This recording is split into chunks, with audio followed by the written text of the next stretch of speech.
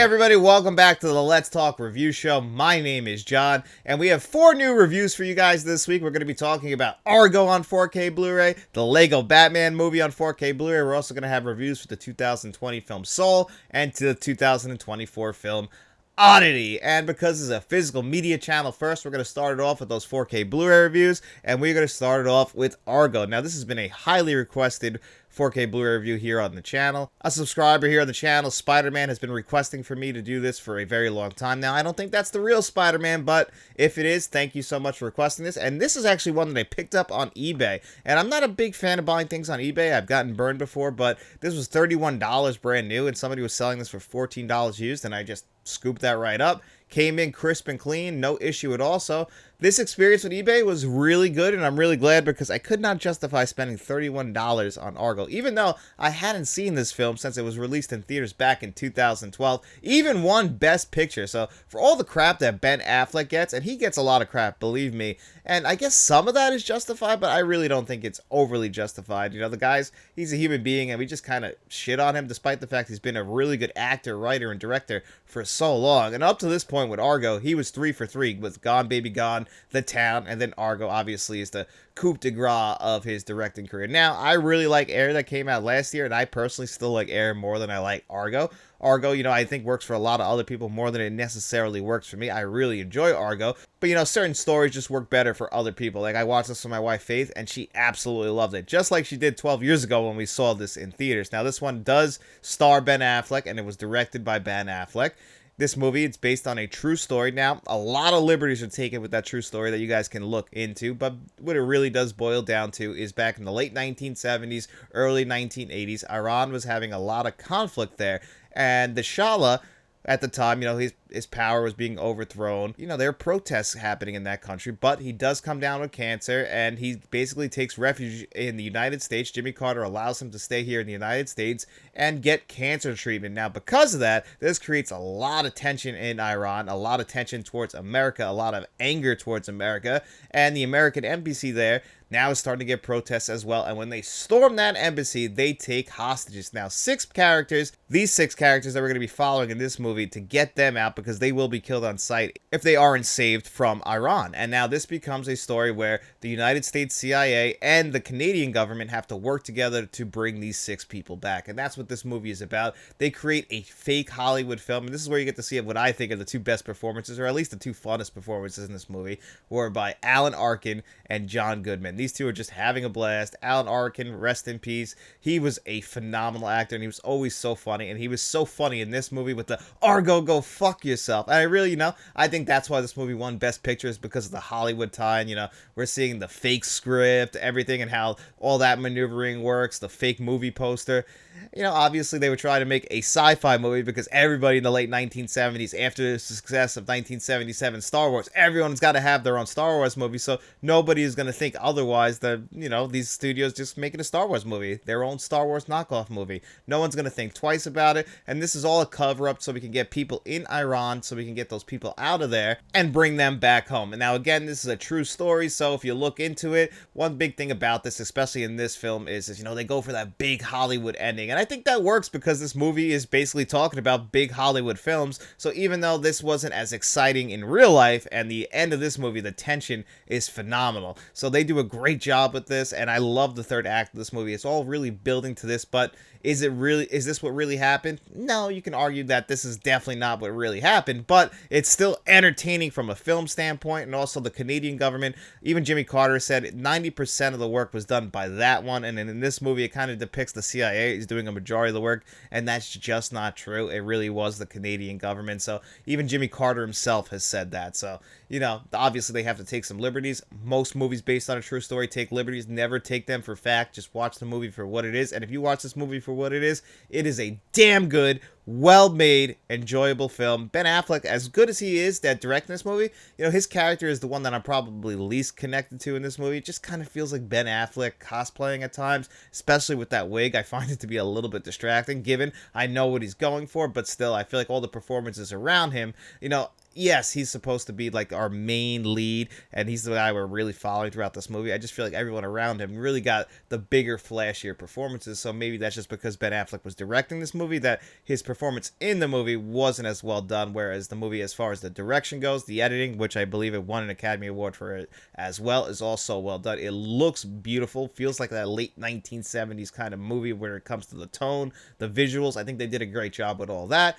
It's not one of my personal favorites, but I still really enjoyed this movie. I can't believe it took me 12 years to finally revisit this movie, and I was very happy to pick up this 4K Blu-ray. Now, this is an early Warner Brothers 4K Blu-ray. It actually came out in 2016, very similar to another Ben Affleck film, The Accountant, and the results are very similar to that as well. The audio is a DTS HD Master Audio 5.1. Because it's Warner Brothers, that means there's no Dolby Vision. It's just got HDR10 in it. When you come inside, you get the old Blu-ray, and you get the new 4K Blu-ray. All of your special features, except for the commentary track, are going to be on that 4K Blu-ray. And the special features, they were pretty good. There was just a bunch of featurettes, a bunch of interviews, which I really did appreciate, kind of looking at the entire conflict itself. There's even a 42-minute documentary that looks at that entire conflict now. They're not the greatest extras I've ever seen, but I really did appreciate the extras. I think they did a pretty good job. They at least put some effort into it, and that's all I could really ask. Now, that DTS HD Master Audio, it's pretty good. Again, it's the early days of 4K Blu-ray. When we get to the Lego Batman movie, which came out a year later, that got a Dolby Atmos track. While this DTS HD Master Audio, it does come in pretty good. It's not a thing that's going to knock your socks off. As long as that dialogue is clear, and the dialogue is clear, it's mixed very well. There were some moments, though, actually, where the bass kicked in, and I was pretty impressed with it. Even my wife pointed that out, and then she's like, the floor shaking. And I'm like, okay, so the movie, it's mixed at least pretty decently, makes some good use of your speakers, especially the rear speakers, which did surprise me. I really didn't have too many high hopes when it comes to the audio, but the audio was mixed pretty well, and I really did appreciate that. Now, the biggest upgrade is definitely in the visuals, but it's not the biggest upgrade from Blu-ray to 4K Blu-ray. It's like a lot of old Blu-rays and 4K Blu-rays, especially when we first made that jump, is the big thing was we sharpened up the detail, and it just becomes a lot brighter. I actually think the colors on the Blu-ray are pretty well done, so when you jump to the 4K Blu-ray, really all you're going to be noticing is a brightness upgrade, and a little bit more attention to the detail. It's just a little bit sharper, but it's really not the biggest jump from Blu-ray to 4K Blu-ray. So if you actually have that previously released Blu-ray that's got all your extras on it, it's got the same audio track, so you're only going to be getting an upgrade to the 4K visuals. And just because it's an old 4K Blu-ray, even though it is a noticeable upgrade, it's just not the biggest upgrade in the world, and it'd be pretty hard for me to justify for you to pick this up if you have that previously released Blu-ray, because the only real jump is in the visual quality, and it's not like a 2024 4K Blu-ray where everything just looks so much better. It's just a little bit of a jump to 4K Blu-ray, showing what we can do with the HDR and how we can brighten things up without sacrificing those deep blacks, but it's not the best illustration of what a 4K Blu-ray can do. So how would I rate this Argo 4K Blu-ray on a score of 1 to 10? I would still give it a very solid 7.5 out of 10. And if you can't check out Argo on 4K Blu-ray, definitely check out the film any way you can, because it is a well-made movie. And next up, we got the Lego Batman movie. This was released in 2017, and so was the 4K Blu-ray. This is a Warner Brothers 4K Blu-ray as well, because it's a Warner Brothers film, a DC property. This is actually the first sequel to the Lego Batman movie, and I believe technically it is a sequel, even though we get the Lego Movie 2 that came out after this.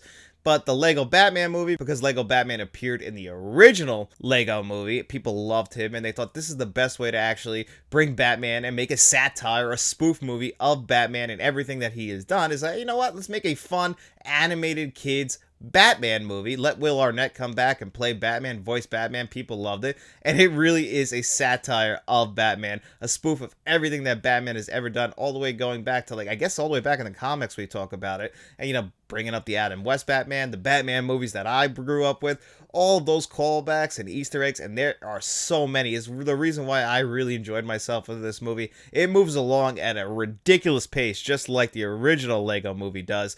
But this one doesn't have that real life story to it, and it doesn't have that emotional connection like the original Lego movie did, with the Will Ferrell character and his kids and that whole emotional arc that kind of carried over into the Lego movie 2. None of that's in here. This one does have an emotional arc, but it's about Batman. It's about how Batman, why does he always want to be alone? He doesn't want to ever have anyone help him. He's kind of selfish. Actually, he's really selfish. This movie's a relationship movie about Batman and all the relationships he has, whether it be with Dick Grayson, Alfred, or, with the Joker. That's a huge deal. Zach Galifianakis voices the Joker in this movie. He does a great job. And he's just upset that Batman doesn't acknowledge that the Joker is his greatest villain. It actually hurts him when he says these things. He's like, I need you, you need me. That's always been the game we play, right? And Batman's like, I don't need anybody. I just see all you guys as nothing to me. And, it just kind of gets me through the day. He's been doing this forever. And the Joker's like hurt by this. And the Joker's like, well, I got to change things. And that's what leads us into the rest of this movie, is what the Joker is going to do going forward. But of course, we also have to deal with Batman now. He's going to be adopting Dick Grayson, who we know would become Robin, voiced by Michael Cera in this movie, hysterically as well. And if I remember correctly, Billy D. Williams actually voices Two-Face in this movie, finally calling back to what he did back in Batman 89. A lot of people wanted Billy D. Williams to be Two-Face. He got recast when Tim Burton really left the projects after Batman Returns, and when we got the Batman Forever, he was recast by Tommy Lee Jones, and a lot of us want to see what Billy D. Williams could do, so that's a nice little Easter egg as well. And of course, the beautiful animation in this movie, just like the original Lego movie. It's amazing what they can do. I didn't really have too high hopes for that original Lego movie, and the animation blew me away. It's still incredible what they could do, and they were able to do that again with this movie, and I think it might actually look a little bit better than the Lego movie, even though sometimes not everything is animated with Legos. They kind of, have a lot of smoke and stuff like that, and it might look a little bit less Lego-y, if that makes any sense, but still, I love what they did with the animation. It's just eye candy looking at this movie, but that pacing, it never takes a break, and this movie is an hour and 44 minutes long. Personally, I think you could have trimmed off about 15 to 20 minutes, because, we kind of climaxed twice in this movie, which is a little bit unfortunate. We kind of feel like the general arc of this movie, it's very simple. It is still a kid's movie, so of course we're going to be leading up to that happy ending where our main character has to learn his lesson. The thing is that he kind of learns his lesson, then he pulls back on it, and finally learns the lesson at the end of this movie, and I just feel like we could have, took off one of these battles and trimmed about 15 to 20 minutes off this movie, and it would have been even better, just because it's moving at such a quick rate. Sometimes you start to get a little bit worn down by the movie itself. It's almost like this movie is drinking espresso shots or soda throughout the entire time, and it's just moving along at that quick rate, and at that point you're missing jokes, and it just doesn't necessarily 100% work because of that. And, the emotional arc, like I was saying, it's not as good as the Lego movie and the Lego movie 2, in my opinion, but still, as a huge Batman fan, all the Batman Easter eggs and callbacks in here, I just ate all of that up. And, satiring the Batman character and how everything he's been throughout the entire history of Batman and all the movies we got, it's nice to finally get one that's actually really funny and poking fun at Batman and all of his villains. And I really appreciated the movie for that. There's even some jokes about other characters who don't even appear in the DC universe, like Iron Man and all that stuff. Really appreciate all that. I really enjoyed my time with this movie. This was actually the second time I'd seen it. I still really like this movie. I don't absolutely love it, but it's definitely one I can recommend. And this 4K Blu-ray from Warner Brothers, again from Warner Brothers. This came out in 2017. It's an early 4K Blu-ray from them. Just like we were talking about with Argo, all of your extras are going to be appearing on the second disc. Those extras, they're pretty good, actually. There's a bunch of shorts on there, which I thought was really funny. You get a commentary track as well, which, again, I think that would also be on the 4K Blu-ray disc. There's a making of. It's only about 16 minutes, but still, I didn't really expect the making of, so to even get that featurette, I really did appreciate that. So they actually did a good job with the extras as well. This is just back in the day when Warner Brothers actually was putting a lot more effort into the extras, so a new release, and they still threw us a bone with all of the extras, and I really do appreciate that. And now the audio. The audio was a Dolby Atmos track, and a pretty damn good one, especially for 2017. Now, I don't think it compares as well to movies like Evil Dead Rise or even a modern 2024 Dolby Atmos track. I felt like back in the day, they kind of just threw the Dolby Atmos track logo on there, and they weren't mixing it like reference quality Dolby Atmos track. I felt like they didn't have their bearings under them just yet. So this is technically a Dolby Atmos track. It just doesn't feel like a great Dolby Atmos track. It's good, don't get me wrong. I don't want to say anything too bad about it. They definitely did a good job mixing the channels. The dialogue is clear. You don't have to mess around with the volume. It just doesn't have that feeling of a great Dolby Atmos track, and that's fine. I didn't expect it. I was actually surprised, but I just remember back in the early days of 4K Blu-ray, they were just putting Dolby Atmos tracks on anything, and I think they just weren't mixing them to their full capabilities. I just don't think they knew what they had yet. And one thing that's really different from Argo is when you go from that Blu-ray to the 4K Blu-ray, the Blu-ray to 4K Blu-ray jump is much more noticeable. Not only do you get a jump in the brightness, but you get a jump in the colors and how much fuller they look. They look a lot fuller than they do on that Blu-ray, and I really appreciate it. They look denser, and because of that brightness increase, everything looks sharper. It's just much more vivid. And I just kind of said how at the time, when we went from Blu-ray to 4K Blu-ray, it's not that much of a noticeable jump. Now, these did come out at the exact same time, so maybe they did just put more effort into the 4K Blu-ray. That's how it feels, and it's noticeably better in my opinion, and I really appreciate that because I did pick up the 4K Blu-ray, and if you have that previously released Blu-ray, I can actually recommend you pick up the 4K Blu-ray because it is a noticeable jump, and I really did appreciate this 4K Blu-ray. This was a recommendation from somebody at my regular Joe job. Her friend wanted me to review this movie, and of course I was more than happy to oblige. I just love reviewing movies. I was happy to pick up this 4K Blu-ray. And how would I rate this on a score of 1 to 10? I would give the Lego Batman movie and its 4K Blu-ray a pretty solid 8 out of 10. And next up on the list is a 2024 Irish horror film. Now, this first came on my radar because of our channel director and a buddy of mine, Frank from Frank's Media and Reviews. He actually put this at number 1 for his favorite horror film of 2024 so far. I mean, the guy even saw it in back-to-back days. So, of course, Frank, he's never recommended to me a bad movie. He said it was coming to streaming on August 21st. It did. Shudder also produced this movie. It originally premiered at South by Southwest back in March, but it got its theatrical release here in August. Now, it wasn't playing by me ever, so that's really unfortunate, so I had to wait for it to come to streaming, and when it finally did, I checked it out, and it was really good. It's not my favorite horror film of the year. This one was written and directed by Damian McCarthy. It was a really well made one. It definitely stuck with me more than I expected it to. After it was over, I was like, oh, that was good, but just because it's been a couple days and I'm still thinking about it, sometimes it could just sink your claws in it, and after seeing a movie, it could just add more to it by thinking about the movie, and that's what this movie did. Now, this movie takes place in Ireland. We start this movie off. A woman gets a knock on her door, and it's from some guy. This guy's a messed up eye. He's a scary-looking guy, and he says, hey, when you were outside and your back was turned, somebody went in that house, and you should call the cops and everything. And she thinks this guy's a weird guy. He's like, let me in, I'll help you out, trust me. And then of course she doesn't trust him, and then we jump 1 year forward and we find out she was murdered that night, and it's believed she was murdered by this guy. Now, that actress, she also had a twin, so she's playing dual roles. She plays the girl at the beginning of this movie, and then she plays her twin sister, her blind twin sister. She's got, she looks a little bit different. She's got like white hair. She's like kind of always wearing white. She owns an antique shop that apparently their mother used to own, and she's got some psychic abilities, personal objects, if she holds them, she can see some things. And once that guy died, who unfortunately killed her sister, she takes his fake eye and she puts it on her hand, and she sees what really happened. And that's what this movie is really about, is what really happened and uncovering that mystery. Now, it wasn't that big of a surprise to me what happened at the end. I kind of saw that coming, and I was a little bit disappointed by that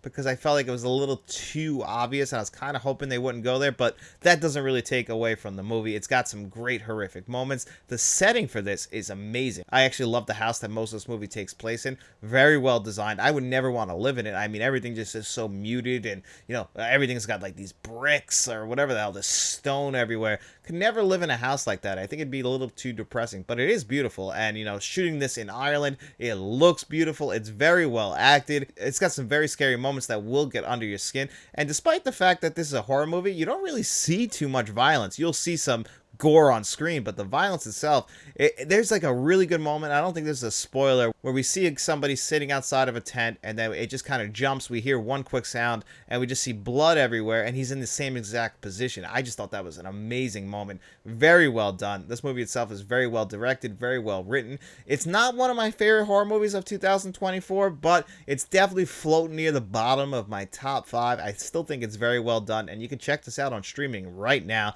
And if I was gonna give Oddity a score of 1 to 10, I would give Oddity a pretty damn solid 8 out of 10. And funny enough, every time I keep saying Oddity, I keep thinking of the Chappelle Show sketch with Rick James where he says, Unity! Unity! I don't know why, it just keeps popping in my head, and I've been saying Unity out loud for like the last 2 days. Thanks, Oddity. Either way, or check out Oddity. It's a pretty damn good movie. And last but not least on this list is 2020's Soul. Now, Soul is a really good Pixar film that unfortunately, it just had no luck. It came out in 2020, the pandemic, so it got sent straight to streaming, and this is kind of where Disney started to screw up with Pixar and sending all their movies right to streaming, and unfortunately, Soul was one of those movies, and this movie was directed by Pete Docker, a longtime Pixar guy. He got to direct this movie, and it stars Jamie Foxx in the lead role, obviously voice acting. Tina Fey plays another character in this movie. Jamie Foxx's character, he loves jazz. He's been waiting for his big break to come. Right now, unfortunately, he's teaching in a school, which isn't a bad thing, but he looks at it as a bad thing because he always wanted to become this great jazz musician, and it never really worked out for him. But he's still just got this job where he's going to be a full-time teacher, teaching kids what he loves, and, you know, unfortunately, he doesn't really appreciate that, and that's what this movie's about.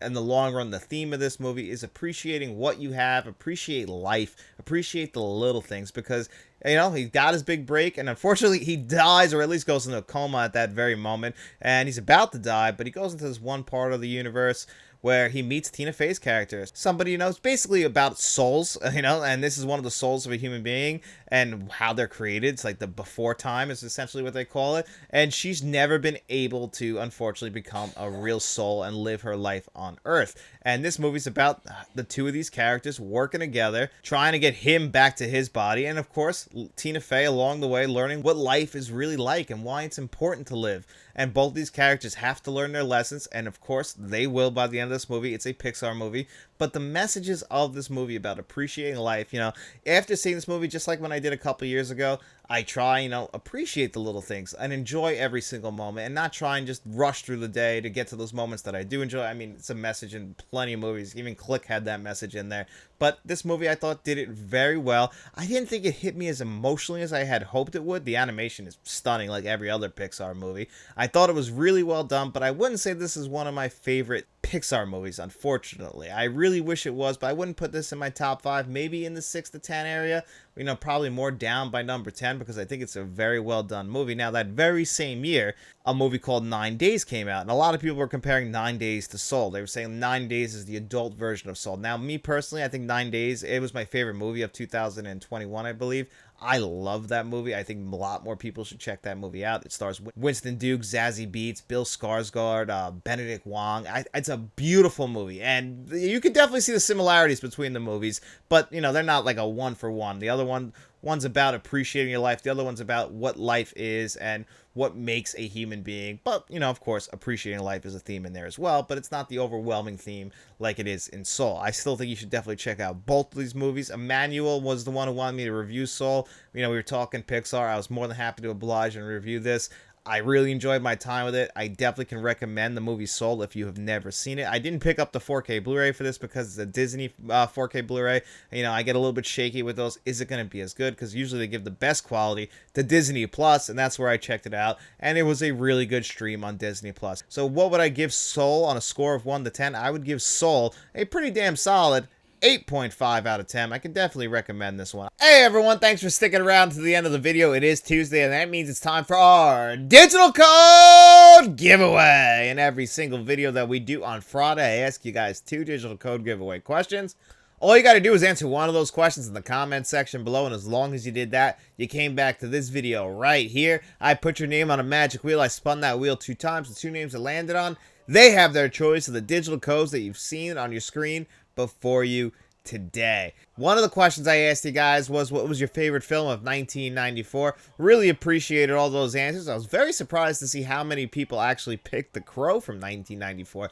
I really did love that movie, and you know, it was tough to put it at number 10. I actually had some movies I left off, like Ed Wood. That was one that really hurt me. True Lies, I really wanted that movie on there. You know, but that's how good of a year 1994 was, so any answer was really good for 1994, so I really did appreciate that. And without further ado, let's spin this magic wheel and see who our 2 lucky winners are.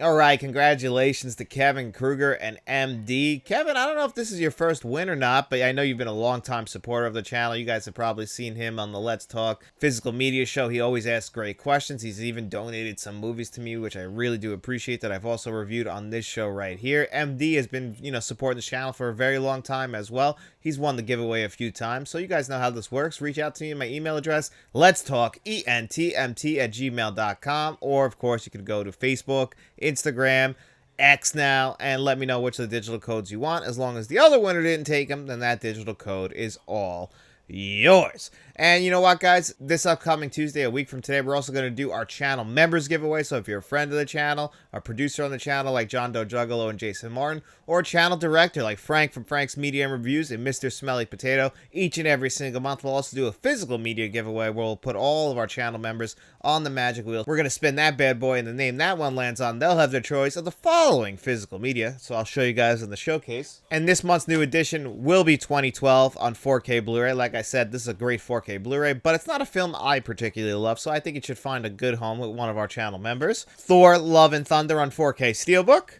The Lost Boys, an 80s classic on 4K Blu-ray. Super 8 on 4K Blu-ray.